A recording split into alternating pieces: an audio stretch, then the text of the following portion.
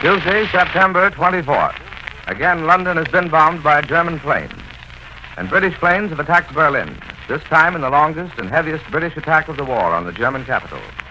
For this reason, Berlin calls its morning attacks on London reprisal raids. This morning, Columbia calls in its correspondents in London and Berlin for latest reports on developments abroad. And afterwards, we'll hear a report from our own national capital. While we're waiting for CBS correspondent Larry Lesseur to report from the British capital, here is the latest news on the Battle of Dakar, which occupies much of today's news spotlight. This strategic West African port city, only 1,500 miles east of the South American coast, has undergone a 7-hour bombardment. Its French colonial administration is defending it against an attack by combined British and Free French forces under General de Gaulle. The French government at Vichy says that 100 were killed and 400 wounded during the bombardment. Afterwards, the British and Free French are said to have attempted to land 2,000 troops at Roubaix, 25 miles from Dakar. But Vichy says this was repulsed. And another Vichy report asserts that the French government has secretly ordered resistance to the utmost and has called in all its land, air, and sea forces to fight the British.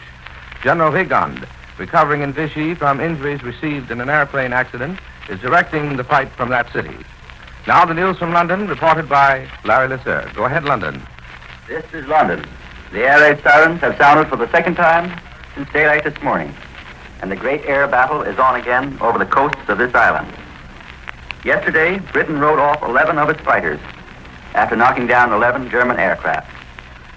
And this damage to its own air force is by no means in the proportion by which the British hope to maintain its superiority in daylight fighting over the masses of German planes.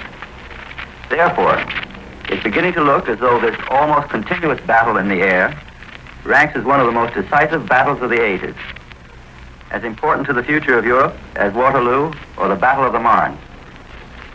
If the British fighter command breaks first, there will be almost no protection on this island against the bombers employed by Germany, just as there was no protection for Allied troops in Norway. The tide of battle cannot be judged yet, but it must be remembered that in order to win this battle, Britain's fighters must shoot down a proportion of almost 3 German planes to every one the RAF loses. We have no late news here of the sea battle, which was being waged off the West African coast, but a communique from General de Gaulle is expected at any moment. There are 2 versions here regarding the strength of the British squadron which took part. A message from Vichy says that the British fleet there consists of an aircraft carrier and several cruisers. Another report here says the strength of the British squadron consists of 2 battleships, 4 cruisers, and 6 auxiliary cruisers, and a number of destroyers. It's still a question here whether the British ships were on their way to Dakar before or after the French ships passed through the Straits of Gibraltar. It appears as though General de Gaulle submitted a plan for transporting to Dakar the French division which had been assembled and re-equipped in Britain. His plan was accepted by the British government. The convoy of troop ships was escorted by units of the Free French Navy and ships of the British fleet. Word of this movement apparently reached the Vichy government. This was responsible, probably, for the decision to dispatch units of the French Navy from Toulon to Dakar, and 6 French warships passed through the Straits of Gibraltar. As Britain was not at war with the French, they were allowed to pass through the Straits. Now it is a question, who has the greater number of warships at Dakar, the French or the British? It's possible that the British may have reinforced their squadron, if indeed General de Gaulle was on his way before the French ships passed through Gibraltar. We know here that General de Gaulle's expedition was organized under conditions of extraordinary secrecy. Special boats were prepared for it. The assembly of Free French troops was carried out at hidden points. Very few people had any hint when the expedition left its country. Dakar, as you know, is the 3rd port of the French Empire, and it was a German air base for its Atlantic air service to Brazil. It's about 12 hours flying time away from South America. Last night was the 17th successive night of bombing in London. The communique says this morning that during the night enemy aircraft made bombing attacks on London and several places in southeast England. A few bombs were dropped in other parts of the country, but London again was the enemy's main objective. The attacks were again scattered over many parts of the London area. Last night it seemed to many of us here that there were more German planes than usual overhead. The anti-aircraft defenses were aided by searchlights and were very active. From a rooftop, it appears that the defenses allowed the German planes to buzz along in their course for several minutes. Then they'd suddenly catch them in a net of searchlights and let fly. The shrapnel burst would explode at the very focal point of the cobweb of searchlights. One German bomber was shot down here before dawn. It was the longest raid in a long time last night. But this morning the headlines read, Berlin's biggest raid, heavily bombed for 4 hours last night. And in the evening news, RAF bombed Berlin for 4 hours, waves of plane and severest raid. Well, maybe the bombing of London isn't such news anymore. After all, it's been going into the third week now. We return you now to CBS in New York. That was Larry Lasser reporting from London. Here's the latest news from the Far East. French colonial troops still are fighting a battle with an invading Japanese force in northern Indochina. Dispatches from Hanoi, capital of the French colony, and from Shanghai indicate that casualties have been heavy. The French force is said to be making a determined stand at Langson, a railroad city, after abandoning a blockhouse at Dongdang. Now the news from the German capital, reported by Columbia's correspondent in Berlin. Go ahead, Berlin. It is now London versus Berlin, and it looks as if the combatants are going to engage in some free-for-all slugging. The raid last night started before midnight and kept Berliners out of their beds for a period just 8 minutes short of 4 hours. And virtually without interruption, the anti-aircraft batteries in Berlin, as well as the searchlight crews, were in continuous action. There were some dramatic highlights in the raid for me. The British planes, either singly or in small formation, judging from the sound of their motors, which we could plainly hear, never seemed to stop coming. I saw 5 searchlights pick up one British plane. And the sky in its immediate area was alive with exploding anti-aircraft shells. I had my field glasses trained on it. The plane was diving, twisting, and trying every sort of maneuver to escape the searchlights, but they hung on tenaciously. For almost a half a minute, I followed the course of the British plane, still unhit, until the searchlights and ship disappeared below the horizon. I wonder whether it escaped. We have an unconfirmed report that one British bomber was shot down. The striking thing to one on the ground was the absolute reckless flying tactics of the attacking planes. They came diving in at low altitudes. It seemed at times as though they were not more than 1,000 feet over my head. They roared down into the face of the barrage of flak artillery and then off again.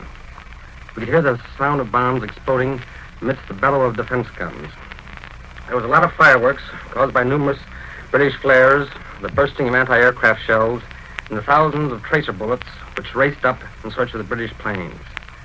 As for the damage done, I have nothing but the official communique. It tells us, quote, in spite of violent anti-aircraft fire, a few British bombers succeeded in reaching the north and eastern suburbs of Berlin and dropped a number of bombs. The positions of the bombs, far away from all military or industrial objectives, provides fresh evidence for the fact that the British airmen deliberately attacked residential quarters. Some damage was done to dwelling houses, and several civilians were killed or injured. There was no damage of military importance. Well, that is the official communique about last night's raid. The noon papers also take up the cudgels and accuse the British of, quote, deliberate attacks on orders of Churchill against women and children and residential quarters, end of quote. The Bild-Mittag states that, quote, so it was repeated again last night when the bombs, which dropped like hail, only caused damage to apartment houses. The sole objective of the British was to attack the civilian population and to murder our comrades, which will not be forgotten, end of quote. Another paper, the Swartberg Blatt, states that Churchill has sentenced himself to death, and so has England, by these night raids. The usual post-raid inspection trip for foreign correspondents under the escort of officials from the propaganda ministry did not take place last night. When the firing was at its heaviest, I decided to look for the air raid shelter in my hotel. And there I found Serrano Suñé, the Spanish Minister of the Interior, and his suite.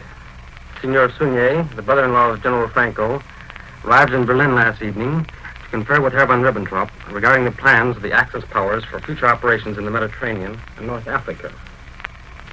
The Spanish official will meet the foreign minister today. Herr von Ribbentrop returned from Rome last evening.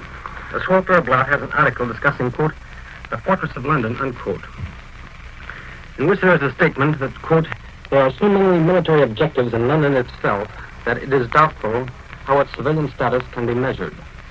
And continuing, the paper writes that all opticians and mechanics in London are now engaged in military work for the British government. And so, quote, one could say that besides the homes of the plutocrats, There is no house left in London that theoretically or practically could not be considered a military objective. There's not one single man in the shadow industry who has been evacuated. Not one single plant of the shadow war industry that has been shifted from London. This is Edwin Hartridge. I return you now to Columbia in New York. Such is the news from Europe. Now the news from our own national capital, reported by Albert Warner. We take you now to Washington. An economic boycott of Japan is proposed for consideration today by the chairman of the House Foreign Affairs Committee, Representative Sal Bloom. His proposal fits into the sentiments, if not the definite plan, of the State Department. Not since the Panay incident, in which a Japanese airplane bombed and sank an American gunboat on the Yangtze River in China, has antagonism reached such a height in official circles here. With the grabbing of airplane and army bases in French Indochina, the worst fears of American advisers on the Far East are confirmed. Even those few who have believed the controlling military group in Tokyo would at length become satiated, even these are agreeing now that a deliberate march on the Dutch East Indies is underway. So comes at least consideration of an embargo and of an open announcement that America will use the British naval base at Singapore in the Far East.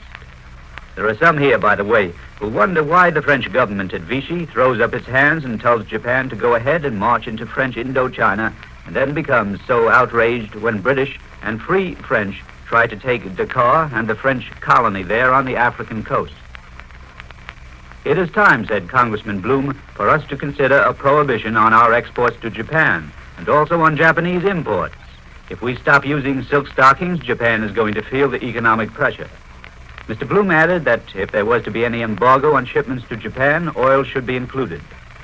Some might say it would drive the Japanese to action against the Dutch East Indies to obtain oil there, but she's going to do it anyhow, said Bloom. He argued that an embargo and boycott would not mean war. He thought it would serve this notice on Japan: unless you live up to your promises and have some regard for treaties, we don't want anything to do with you. Once it looked as if the Democratic leadership of Congress was trying to drive toward adjournment by the end of this week. It doesn't look that way any longer. In fact, it doesn't look as if there were going to be any adjournment at all. There has been some vote counting in private. The majority leaders of the House ran into a surprise. They found it quite likely that they did not have the votes to adjourn.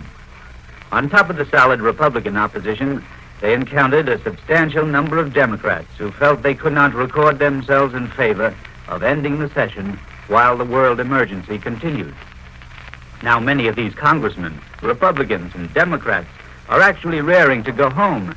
They should be campaigning. There's an election ahead, but they are afraid that an adjournment vote might possibly be worse than a skimpy campaign.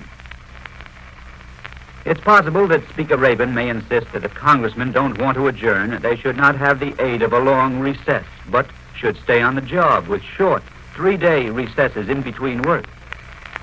One congressional leader thought the last straw had been reached when he heard that a representative who had already gone home to campaign had wired back to the Capitol saying, "In my absence, pair my vote against adjournment."